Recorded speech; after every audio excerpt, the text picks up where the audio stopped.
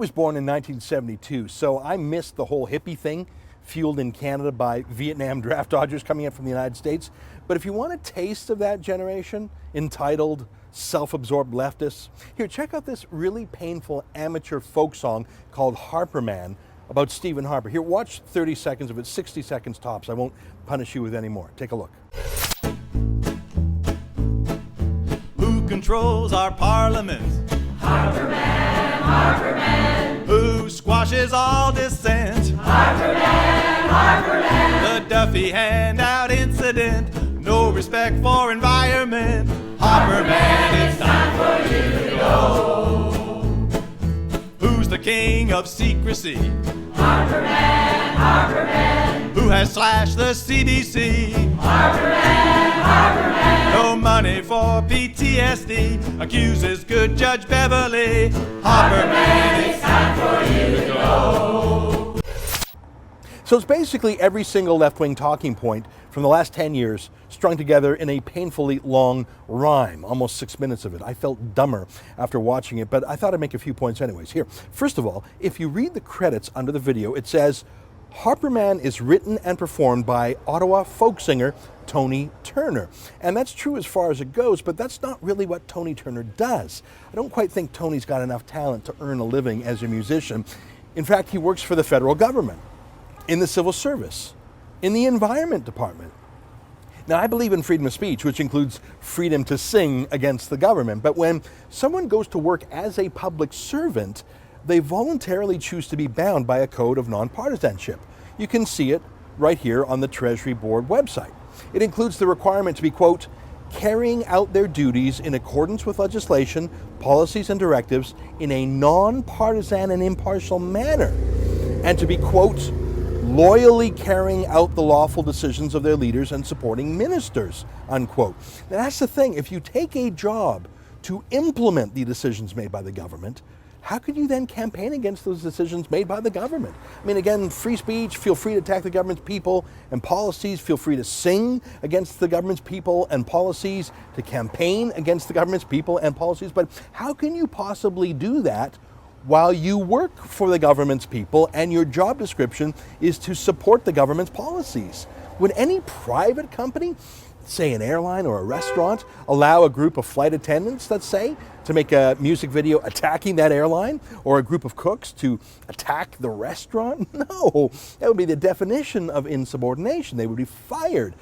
But what happens in a private company like an airline or a restaurant isn't really of great concern to me. I'm not forced to support them or to fly or eat with them, but I am forced to live under the civil service and to pay for it because it has a monopoly and the power of the state to tax me and punish me. So you're darn right I want a politically neutral civil service, including people who work for the Ministry of Environment like Turner does.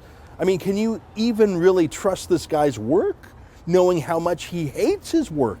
He literally attacks Environment Canada's policies, his own department, again and again. If you're still not getting the problem here, would you be fine if he attacked his deputy minister in a music video? How about his direct boss?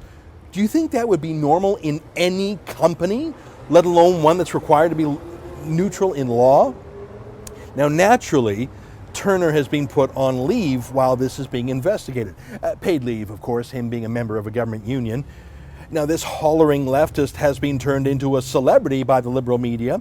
Say, do you think that if a government civil servant had made a right-wing video demonizing Justin Trudeau or Thomas Mulcair, that the media would be cheering them and promoting their video? Or instead of opposing government policy on the environment and the Islamic State, as Turner does, what if the right-wing folk singer was opposing this government's policy to allow gay marriage and abortion on demand? Do you think the liberal media would treat a conservative or a Christian civil servant folk singer with such excitement? Last point, and this is my favorite point. I started by telling you I was lucky to have missed the whole gross Woodstock 60s, all those dirty hippies. Looking at this crowd, I don't think I saw a single person under the age of 45. I think the average age in this video was about 65. So they'd have been around 20 years old during Woodstock, the absolute apex of the most selfish generation, the most self-absorbed generation. Seriously, just looking at these singers, a lot of them really seem to be stuck in that era. They dress like they're back in the 60s, their hair. It's just really a snapshot of a subculture that hasn't grown up. It's the me generation. I don't know who most of them are, other than their civil servant leader, Turner, but it's a pretty safe bet. I mean, they're leftists from Ottawa. It's a safe bet that many of them work for the civil service too. I mean, aging baby boomer leftists in Ottawa, that's pretty much the demographic of the public service unions. And because it's unionized, it values seniority over merit. So no wonder there wasn't a soul in that room under 45. But it was also 100% white. Now, I'm white. I'm so white I'm pink. I've got nothing against white people, but if you're a political movement and you've got 50 people in a room in a city like Ottawa that's about 30% visible minorities, Chinese, Black, East Indian, Arab, and you are literally 100% aging Woodstock hippies, that's not an accident. The statistical chance of that happening randomly is pretty close to zero. But like I say, this isn't representative. This is the self-selected, entitled government union class. I mean, most visible minorities in Ottawa are relative newcomers to Canada, so they'd be precisely the kind of people kept out by the mainly white union seniority of the public sector unions. New Canadians can't get the good jobs in government because of the union seniority system. And plus, many jobs in Ottawa need English and French bilingualism, which automatically eliminates most visible minority immigrants just as effectively as a "no blacks allowed" sign would. Now, remember a week or two ago when this 65-year-old conservative shouted at reporters at a Stephen Harper event, and the media had a field day with it and mocked his age and his whiteness? All right, fair deal. But here we have a room full of angry white people, not shouting swears at Harper, being a bit more artistic, but basically doing the same thing.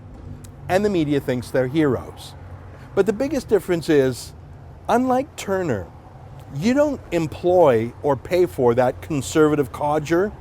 You do employ Turner and most of the other partisan hacks in this video. For TheRebel.media, I'm Ezra Levant.